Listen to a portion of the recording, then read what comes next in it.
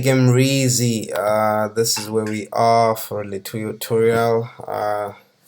This is the final product, the Apple House or Apple Home. That's window this.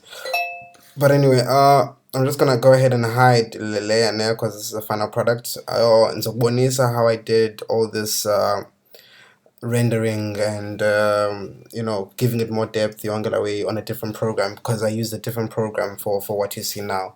So I'm just gonna go ahead and hide that and then pop down all these different layers that I used. Okay, so I'm just gonna start from layer, which is the most important, so which is the house or the apple.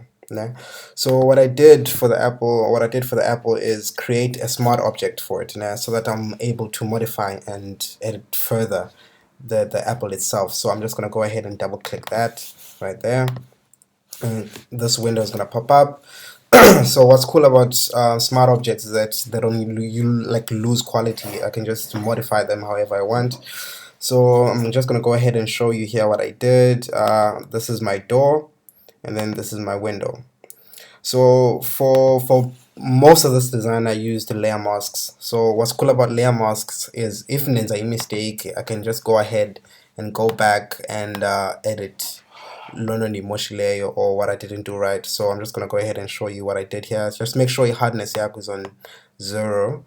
So I'm just gonna go ahead and return to the original apple right here. See what's happening there. So that's what's going to happen right there. It's just gonna go back to the original form of the apple. So that's what's cool about layer masks. So I'm just gonna go ahead and go back because I like what I did. So there we go. Just gonna pop back the door and the window. So this is where like the source of the light is gonna come from. So that's the shadow from the door, if you see there. And then obviously I used I'm just gonna show you quickly on the other window. I'm just gonna close this because it's not really important anymore. So to give the apple a shadow, because remember there's a shadow here because the light source is coming from the door, and then the shadow here, and then there needs to be a shadow here because the source of the light, it does not affect the side of the apple, because remember the lantern is inside. So what I did is I added a fill. This is my fill. So if you come up to your file tab at the top, your edit tab at the top, you go to fill, and then you choose 50% gradient, 100% opacity, and then that's okay. You hit OK, and then you go to overlay for rendering further. So for instance, if I use my burn tool, I'm not sure if you're gonna see the difference, but see there what it does is just to make sure that the light source does not hit any of the sections or any parts of the apple where there is no light, supposedly. So that's what's really cool about the 50% gray fill. And then what I also wanted is a bit more shadow this side, because the burn tool didn't really do much. So I added this right here. Obviously it's a bit off, so you're not really gonna see the shadow. So I'm just gonna take you a bit further into the design. So what I did is I added shadow. So there's my shadow, just to make it seem like ihleli phansi, and then I added another shadow for the light source, so for the apple itself, because if you see apple, this is just sitting right there. So I needed a shadow for the apple. Let me see if I can find it here. I added where is it? Anyway, I'll do that maybe a bit later, because right now I can't seem to find it. the shadow. There we go. So that's my shadow. And then obviously you can see up banner, that's where the light source is coming from. So I'm just gonna go ahead and pop in my lantern up as answer. At least that was easier to find.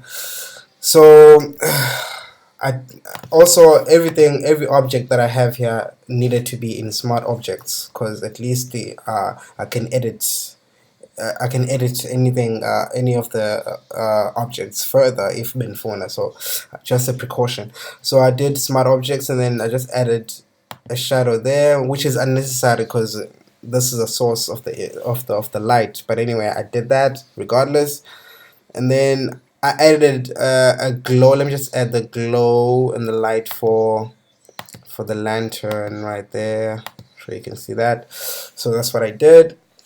Obviously, to have a bit more glow right here in this section, because remember there's that shadow, so it needs to make sense. So I added a door shadow like that, and then a bit saturation right there, and here just to level it up because there was a bit of orange there, and then I wanted to be like in tune with every single color, so which is my bit yellow and whitish. So that's what I did. And then what I did was I wanted a glow here as well, because remember the lantern is sort of like indoors, so it's in the interior of the apple, so there was a need for a bit light in this section right here. So I added a window glow, not much of a difference, so that's what I did. And I added a glow in this section right here. I'm sure you can see that. And then I added a glow here, because remember I wanted a secondary light source. So from this section right here, I wanted a light source there, so it made sense to me to have a glow this side and then have a shadow this side, because this light source is kind of affecting this side of the apple. So just to add more mist into what's already in the picture, I added a brush right there. That's the brush, which is additional mist to the image. So that's what the brush did. And then I added the levels and the curves and the saturation just to make the image a bit darker and blending with the composition of the picture, which is my background in this case. I added that, and then I wanted to add an additional focal point, or at least just something else about different to the image. So what I did is I added a bear, which is not really important, but that's where the bear is right there. So I added the bear, and then just to make it also belong, I used the contrast just to make it darker, and then I used a channel mixer just to give it a bit of color, and then the layers for a bit of more like shadow, because remember it's behind the trunk, so just to make it a bit darker like that. And then I gave it red eyes, the bear. I gave the bear red eyes, and then a bit more glow in the eyes. Oh, that's the main glow.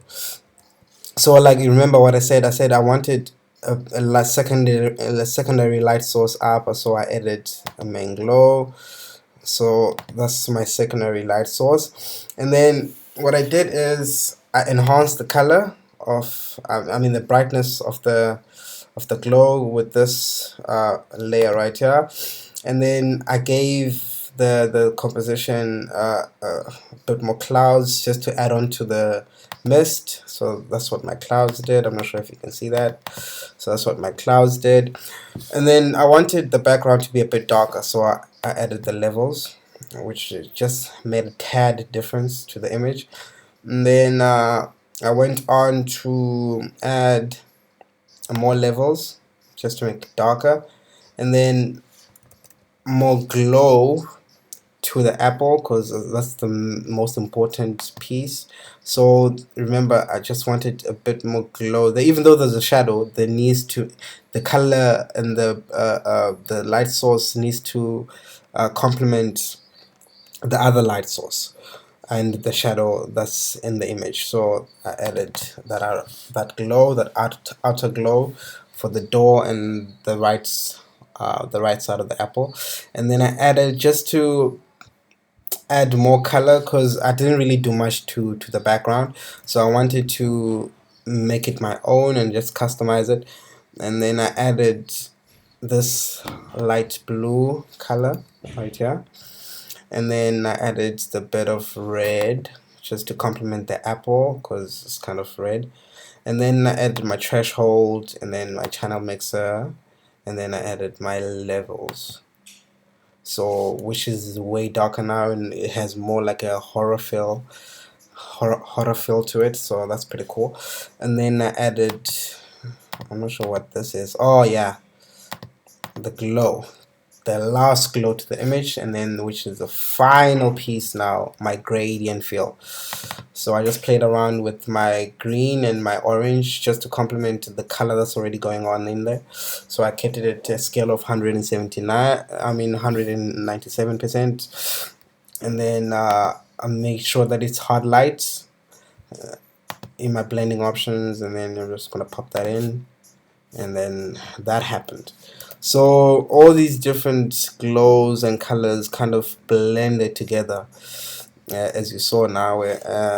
So I exported it, and then I took it to this really cool program. So usually I use my Lightroom, but for this case I wanted to change it up, so I used Polar Photo Editor, which is an extension you can find on, I think you can get it on Google or on your Chrome. So this is what happened. I used let's see here, my adjustments. So I used, for light, as you can see, I use exposure and my dehaze, and then I use some highlights and shadows for the image, and some contrast. And then for detail I use my clarity and my sharpening, just for give it more depth and clarity, obviously, which is self-explanatory. And then I wanted to add an effect, but I decided to stop. So this is what's cool about the effect. See what it does there. But I decided by now it's not gonna make sense, so I decided not to use it. So that's what's pretty cool about the program. So if I click down here, see the original and then what it is now. Brother man, I'm keen to hear what you think, and to see what you're gonna come up with, and let me know if this helped in any way. Yeah.